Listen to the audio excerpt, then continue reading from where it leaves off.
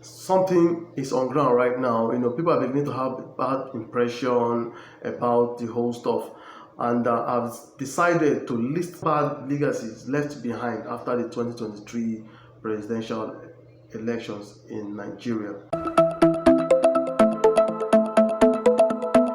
Voters apathy is a situation whereby people just deliberately decide not to vote again or like cast their ballot because of content. They feel like, hey, they can't just do this again because they feel that the process doesn't really count. And if you check it very well, like I said initially, that youths came out, aged people came out, to obtain their PVC so that they can be liable to vote.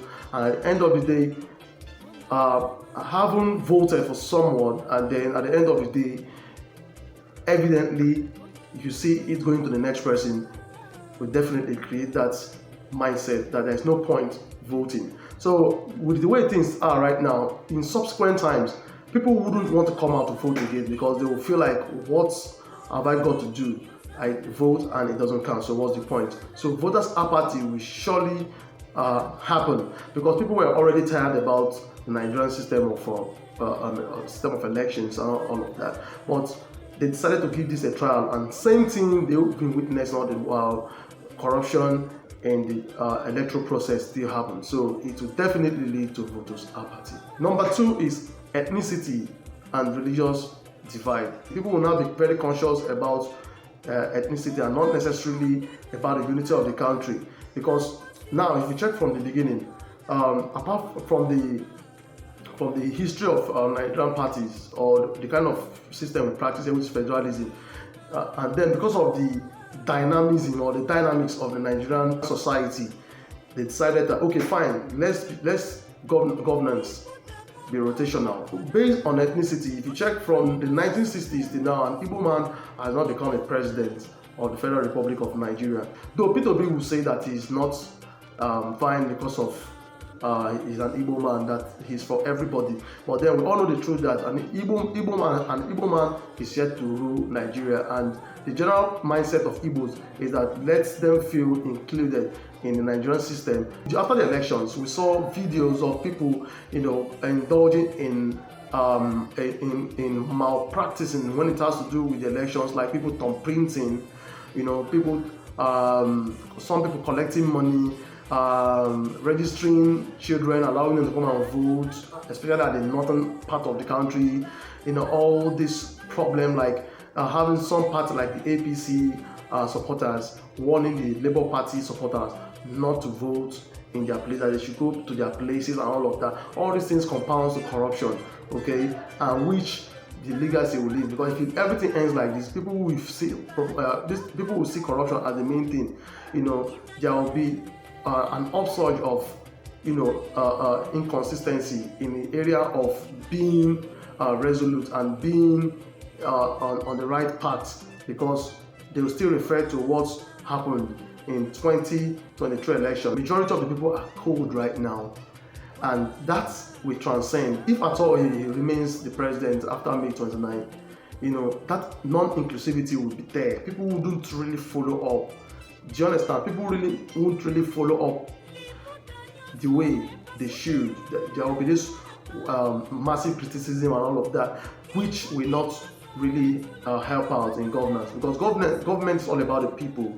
The governing and the people. So if you're governing and the people are not really dancing to the tune majority, you tend to have a problem. So that's one of the legacies, the bad legacies, the 2023 elections in Nigeria. Some people will say that this is the time for an Igbo man, to be there, because we've had several presidents from different ethnic divide, already governed the country, and now this is their time. People are saying this is their time, and then it didn't really work like that. So the next option now is like, let's go our own way. Some feel that, okay, fine, that they've not been carried along.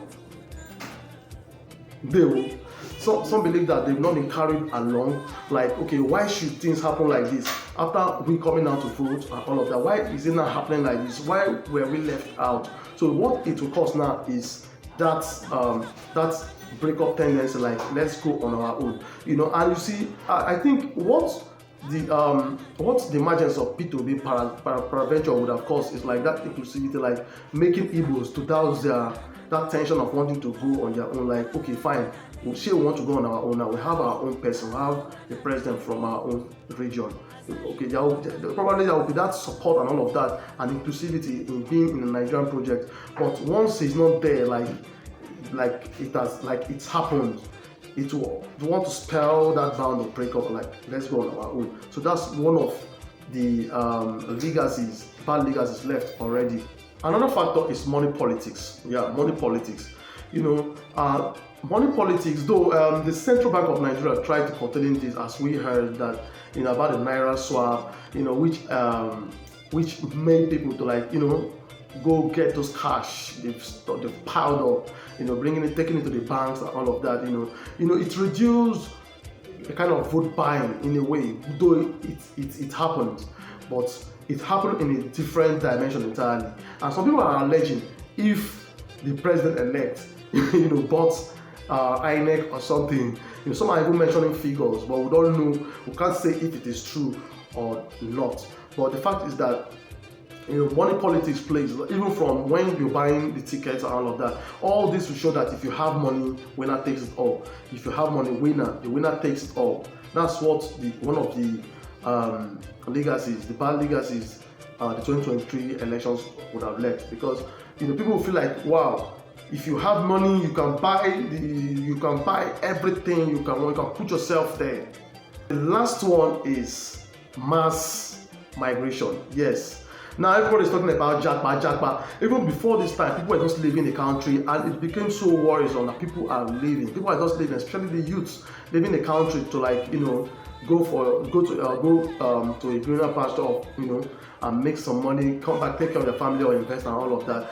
We witnessed that in the past 8 years, and now with what is happening, people are saying that we're still going to leave the country. So we are expecting more people to leave the country, because of the dissatisfaction they tend to have about the 2023 elections, like they're going to be leaving. So no doubt they're expecting more Nigerians to be leaving the country. You need to check out what is happening at the immigration office right now. People are trooping in to get their passports and all of that. People are tired. People feel like the country is no longer working again, and they feel like, okay, fine, 2023 we justify that, we create that change, we'll be the joker. But at the end of the day, the controversies on ground on our candidates was not voted for, and all of that, all these constraints will definitely make people leave the country because they're tired.